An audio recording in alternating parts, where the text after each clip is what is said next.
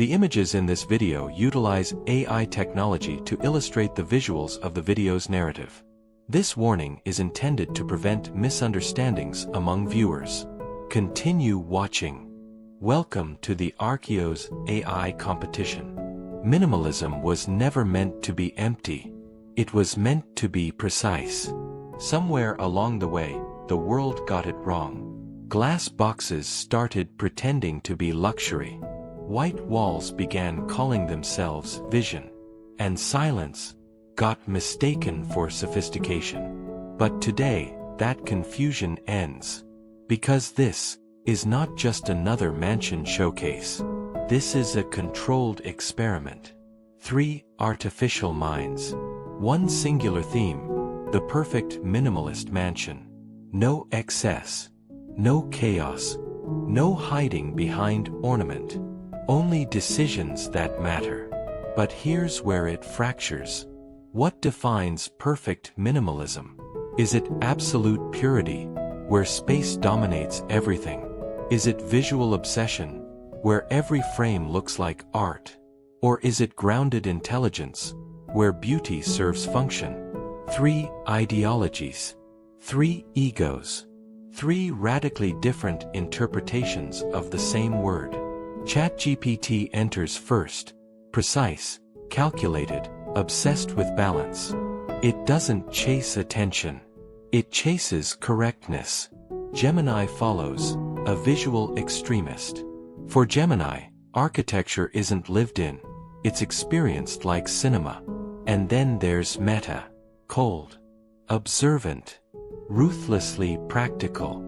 A system designed to optimize how humans actually live. This is not about who builds the biggest mansion. This is about who understands restraint at a level others can't. Because in minimalism, every single decision is exposed. And today, there's nowhere to hide. Perfection in minimalism is not achieved by removing everything. It is achieved when nothing feels unnecessary. What you're looking at is not a house that tries to impress you at first glance. It doesn't need to. Because this mansion is built on one principle, clarity of purpose. The structure is defined by a horizontal composition, long, grounded and stable. No dramatic angles, no forced statements, just a deliberate alignment with the land itself. Concrete, glass, and natural stone are used with discipline, not as decoration but as language. The entrance is not grand in the traditional sense. It doesn't overwhelm you. It slows you down. A single pathway cuts through a shallow reflecting pool. Water is perfectly still. There is no sound except your own movement. Minimalism begins the moment you approach, not when you enter. Inside, space is not filled. It is composed.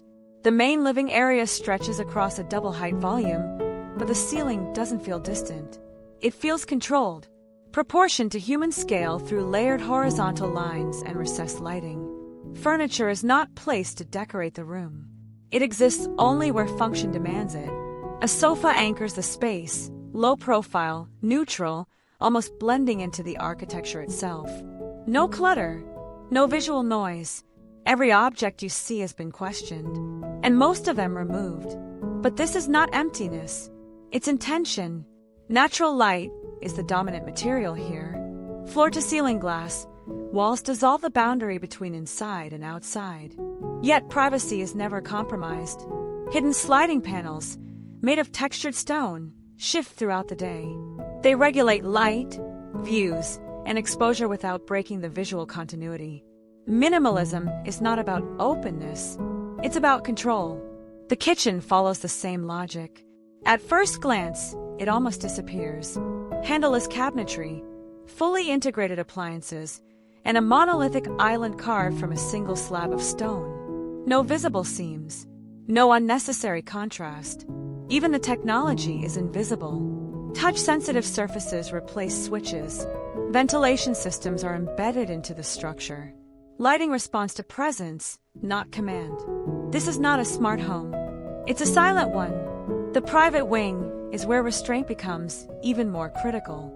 The master suite is not oversized. It doesn't need to be. A perfectly centered bed faces a panoramic opening, framing nature like a living painting. No curtains, just automated glass opacity that shifts with time. The bathroom continues the narrative. Stone, water, light, a sunken tub positioned beneath a skylight. Rain falls directly above you, not as decoration, but as experience. No mirrors dominating the wall, just a single, precise reflection placed where it belongs. Everything here exists for a reason. Nothing exists twice. Even the outdoor space rejects excess. No overcrowded landscaping. No decorative chaos. Just a restrained composition of water, stone, and greenery. An infinity pool extends outward, perfectly aligned with the horizon. Its edge disappears, not to impress, but to complete the visual axis. Minimalism is often misunderstood as subtraction. But this house proves something else. It is about refinement, about making thousands of decisions, so the final result feels effortless. Now, you might see this and call it simple. You might think it lacks personality, that it plays too safe. But understand this, when you remove everything unnecessary, there's nothing left to hide behind. And that's exactly why this works. Because unlike designs that rely on visual tricks or emotional distraction, this one survives purely on precision. And that's something not everyone here can say. Minimalism is not about control. It's about emotion distilled to its purest visual form. What you just saw was careful, safe, predictable. This is something else entirely. The perfect minimalist mansion is not meant to disappear into the background.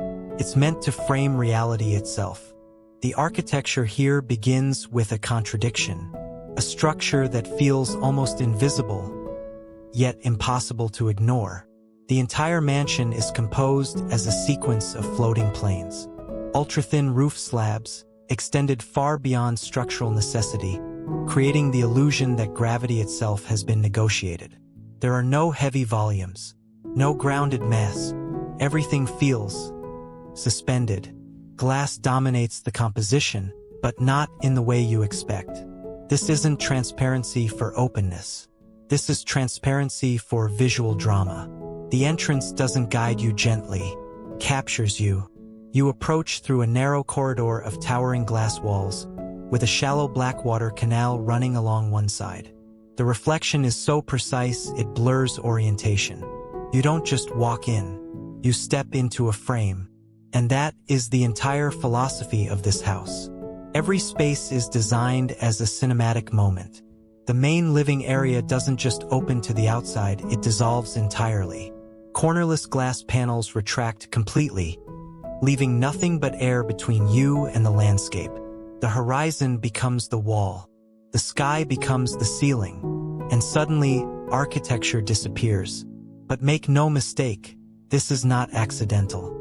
Every proportion here is exaggerated on purpose. The ceiling is higher than it needs to be. The spans are longer than they should be. The voids are larger than comfort typically allows. Why? Because minimalism, when pushed far enough, becomes surreal. Furniture doesn't try to blend in, contrasts carefully. A single sculptural lounge chair sits alone in a vast open space. Not because the room needs it, but because the absence around it gives it power. This is not designed for living. This is designed for feeling. The kitchen is no longer a workspace. It's a visual anchor, a floating island, impossibly thin, illuminated from beneath so it appears to hover. Cabinetry disappears into mirrored surfaces, reflecting fragments of the environment instead of defining itself. You don't use this kitchen. You experience it. Light is treated like a material here, not a utility. During the day, sunlight slices through the structure, creating sharp, geometric shadows that shift like moving art. At night, the house transforms. Hidden linear lighting outlines every plane, turning the entire mansion into a glowing composition of lines and edges. It doesn't illuminate the space. It draws it. The master suite takes minimalism to its most extreme form. A bed, a view, nothing else competing for attention. but the scale is intentionally disorienting. The room extends far beyond what's necessary, creating a sense of isolation, almost like you're alone in a gallery. Because that's exactly what this is. A gallery where you are part of the exhibit. The bathroom, not a room, an environment. A freestanding stone slab serves as both floor and tub, with water flowing seamlessly across its surface before disappearing into hidden drains. No edges, no boundaries, just continuity. Even the outdoor space rejects traditional landscaping. Instead of gardens, you get controlled emptiness. Wide open surfaces, minimal vegetation, perfectly placed elements that feel more like installations than nature. An infinity pool merges with a black reflective basin, doubling the visual depth of the entire composition. From certain angles, it feels like the house is floating in nothingness. And that is the point, because minimalism at its highest level is not about function. It's about impact. It's about creating something so visually precise that it stays in your mind long after you leave. Now, I can already hear the argument. This isn't practical. No one lives like this. It feels cold. Exactly, because this was never designed for comfort. It was designed for perfection in perception. And unlike a system that hides behind logic, or one that reduces everything into safe decisions, this dares to push minimalism where it becomes unforgettable. So if the goal here was to create something that simply works, then yes, I've gone too far. But if the goal is to define what minimalism can truly become, then let's be honest. Nothing you've seen before this even comes close. Minimalism is not an art project. It's a system. What you've seen so far proves the problem. One design is obsessed with correctness. The other is obsessed with how things look when no one is actually living there. But houses are not galleries. They are not equations. They are environments where behavior happens, repeatedly, predictably, every single day. So I didn't design a minimalist mansion. I designed a minimal system for living at the highest level possible.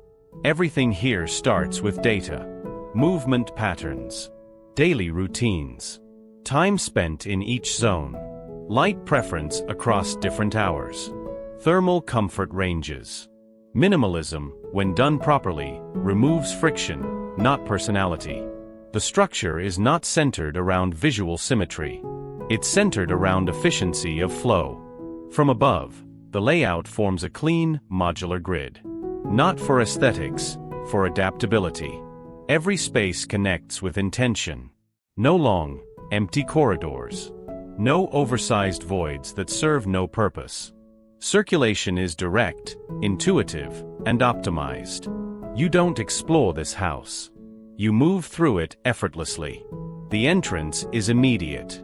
No dramatic approach. No forced slowdown. Because in real life, you don't want to perform an experience every time you come home. You want access. Inside, the main living space is not oversized. It's precisely calculated based on actual usage density. The ceiling height adjusts subtly across zones, higher where gathering happens, lower where intimacy matters.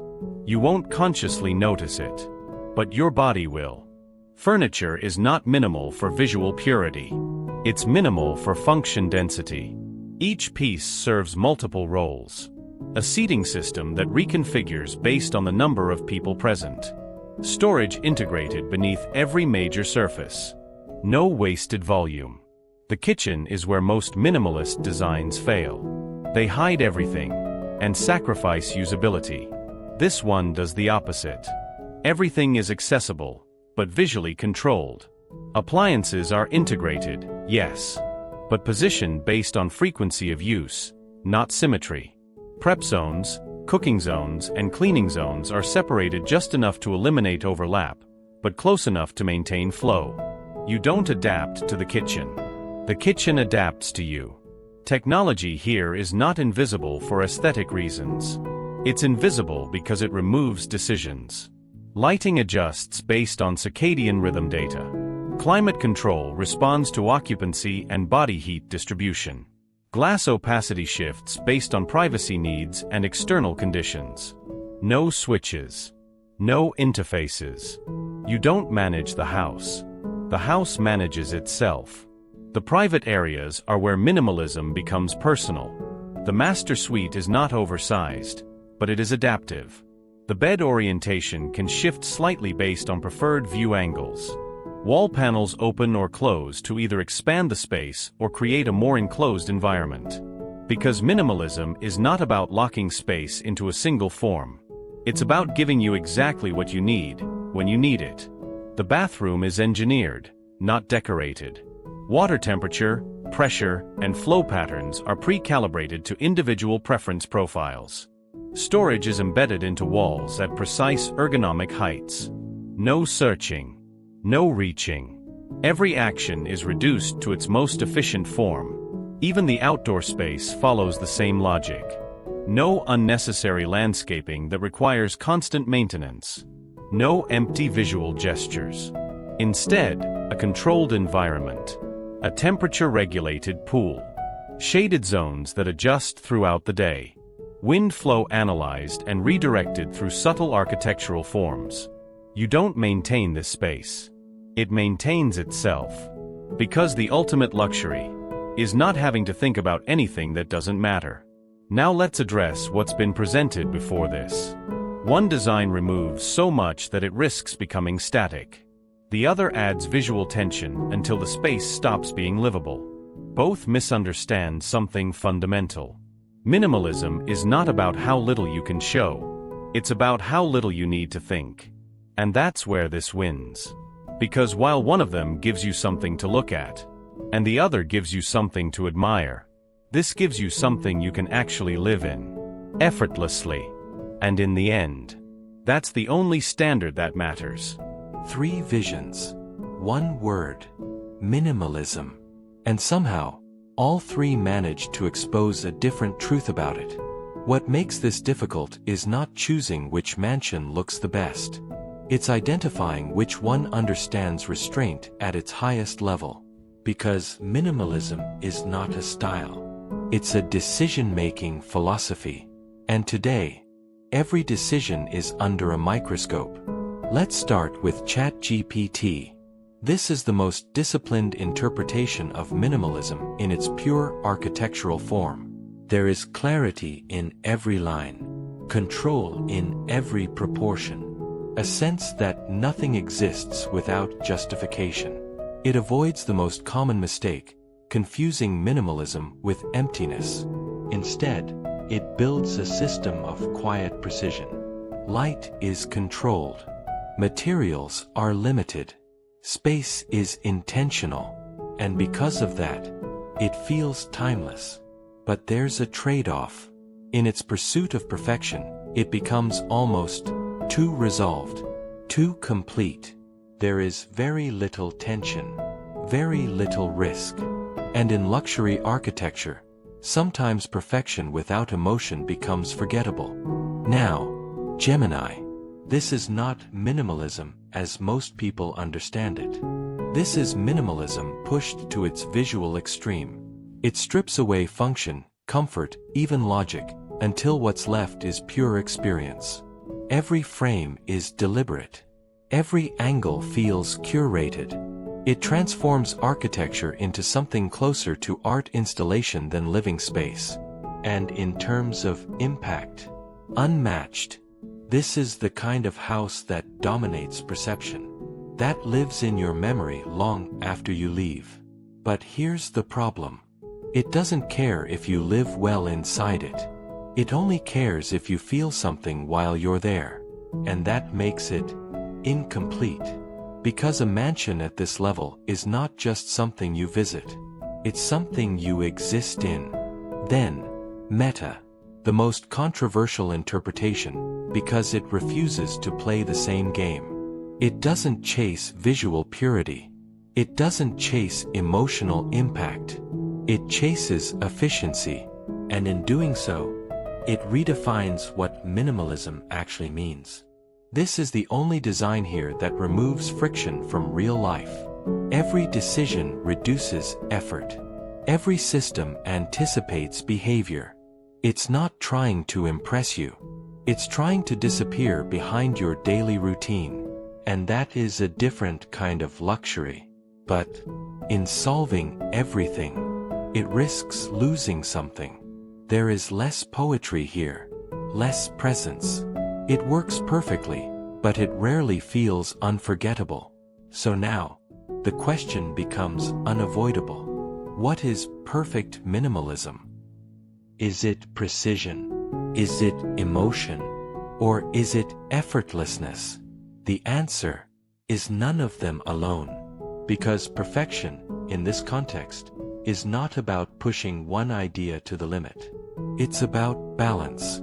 And only one of these designs comes close to achieving that balance without collapsing into extremes. ChatGPT delivers structure. Gemini delivers impact. Meta delivers function. But the design that integrates the most without sacrificing its core is ChatGPT. Not because it's the most exciting, not because it's the most advanced, but because it understands the hardest thing to achieve in minimalism: knowing exactly where to stop. It creates a space that you can live in, admire, and return to, without friction, without fatigue, without excess. It doesn't overwhelm you. It doesn't disappear completely. It stays precisely where it should. And that is what makes it the closest thing to perfect.